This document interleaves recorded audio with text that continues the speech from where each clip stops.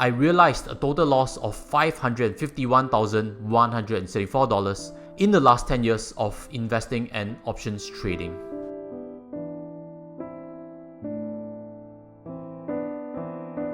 I started my investment journey more than 10 years ago in July 2012, and my options trading journey started only last year in February 2021. One of my earliest trades was actually in Pinterest. I sold a put contract and received 7.81% returns in just 16 days. Subsequently, I sold more put contracts on Pinterest, but the share price started going down and my put contracts were exercised. Since then, I've been selling covered calls on Pinterest to date. My Pinterest stock dropped almost 50%, but I'm still earning money from it. Actually, that's still not too bad as compared to some of my Singapore stocks in my portfolio that have fallen and never recovered. Pinterest should be fine in the long term. November 2021, I celebrated one of my biggest wins to date. It's in one of my high conviction stocks, Tesla. When I first bought Tesla options, I kind of knew that for the next 1.5 years, Tesla would not stay in the $600 to $800 range. When the share price breaks $1,000 and more, my plan was to offload some of the LEAP call options for profits. My vision came true. Despite news of Elon Musk selling some of his stock, Tesla actually rallied in share price from good news. I've decided to sell my Tesla LEAPs to lock in some profits. It had increased 470% from my premium paid when Tesla shares were only $738. Tesla's share price has since jumped 62%. However, with the power of the LEAPs option strategy, I've made more than 7.5 times that percentage gain. Thank you Elon Musk, thank you Tesla for that 470% profits. With the profits I've collected from selling my Tesla LEAPs, I bought a few other LEAPs on companies that I have strong convictions in. Looking back, I was very certain that it was a good opportunity for me to plan further ahead regarding my LEAPs strategy, so I added more LEAPs that were expiring in January 2024. December 2021. I've ended all my bad investments over the last 9 years by cutting losses on shares that were once blue chip. SPH, Keppel Corp and Sam Marine are some names. I've used that money to buy more heavily into my LEAPs core portfolio, which has now reached about $485,000. LEAPs stand for Long-Term Equity Anticipation Securities, which basically is an options contract with a long expiration date.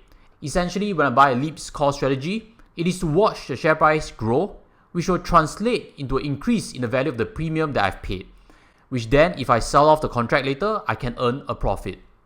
The LEAPs that I've added on include AMD, Alphabet and Apple, and these LEAPs that I've targeted will expire only in January 2024. Year 2022, February. Nasdaq seems to be having a correction and it's affecting my LEAPs core portfolio. I've sold all my bank shares. This is my final step towards financial freedom. One of my best investment decisions that I've made so far is to invest in the bank shares during the pandemic. I bought DBS, UOB and OCBC at the very lows in 2020 and they've all gained 50 to 80%. With the new capital, about $100,000, I'll be opening more options contracts to increase my monthly income through trading. At this moment, Nasdaq has corrected about 10% from its peak. And I believe in life, we sometimes need to take calculated risk to gain a greater reward. 2022, June, the first sign that I could be wiped out. Nasdaq's correction from the start of the year has turned into a full bear market. After the relief rally that happened on 15 June 2022 when Fed announced a 75% basis point hike, markets plunged again on 16 June 2022 as fears of a deeper recession engulfed investors.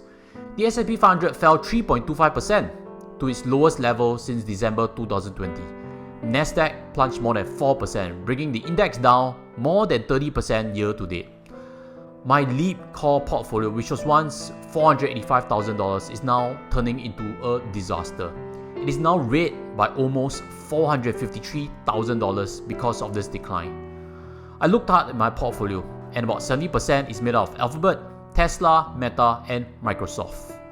One idea was to hedge against these companies by buying LEAP puts.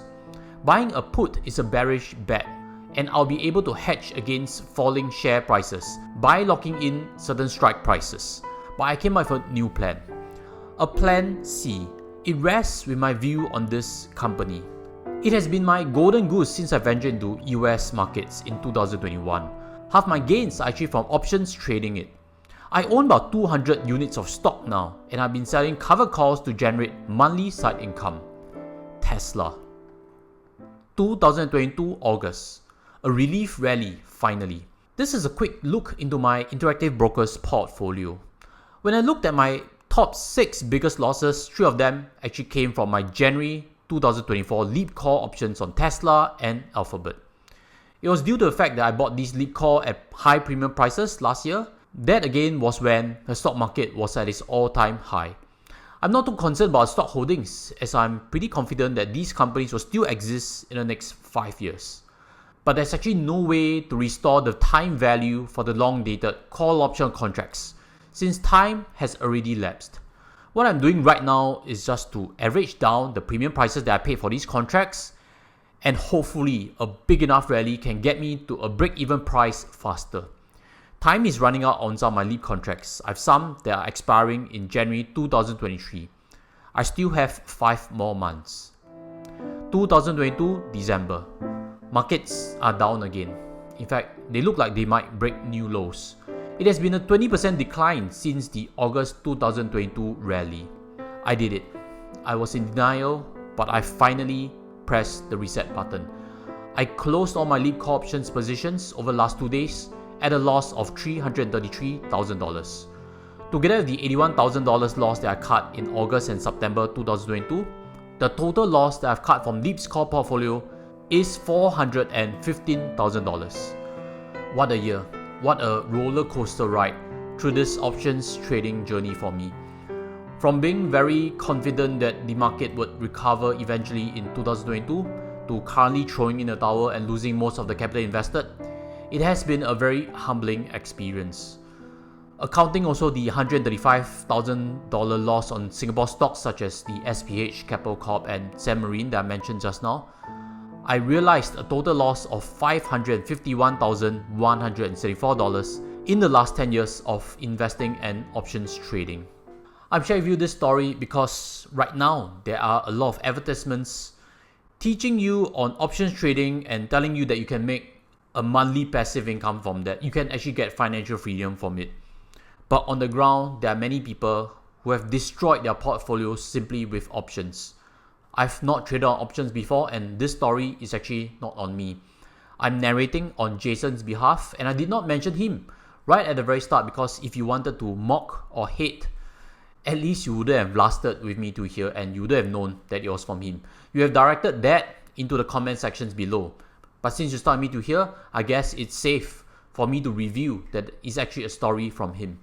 Jason has actually put up his story for people to see and learn, and I've actually asked him for permission to share on it. And the last thing I can do for him is to send him more haters. With that, I also like to round up today's whole discussion with a key point. If you have lost big on trading also, whichever kind it is, options trading or currency trading, whichever kind, don't chase losses. The speed of wealth destruction is always going to be way faster than the speed of building it up. That is why people go broke.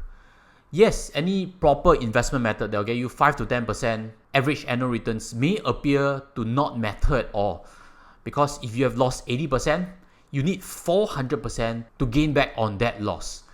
Yes, it's going to be a very, very long journey back. It will feel like an eternity to recover. But you've got to realize something. Getting rich and staying rich depends on you not chasing and not having FOMO, and to always do the slow and steady approach.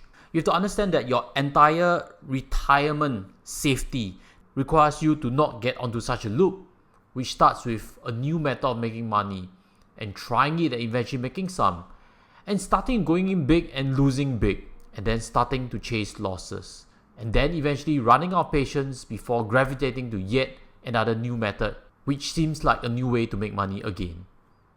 Speaking to here, if you have any comments, leave in the comment sections below, and if this discussion has helped you in any way, smash the like button. I also like to share with you this, which I presented in the JOSH TAN Finance Summit. You can try this for yourself. Be honest, to yourself and to everyone that is impacted. Forgive yourself for any losses and don't chase it anymore. Start all over again. Start with the right investing principles. And with that, you give you a chance to find a new way to succeed. That is something I can promise you. It is now up to you to stick to it once you have found it. And again, be honest about it once you see certain mistakes re-arising again. Last but not least, focus on compounding small progress, and that is where you eventually reach financial success. With that, I wish you all the best in 2023. Thank you for staying with me on this journey, and I wish you investment success moving ahead. I'd like to also introduce you to this previous tutorial I've done that really teaches on why investment losses come hard and fast. If you haven't seen it, check it out. I think it's one of my best presentations also. With that, I'll sign off from here and see you there. Take care as always. Goodbye.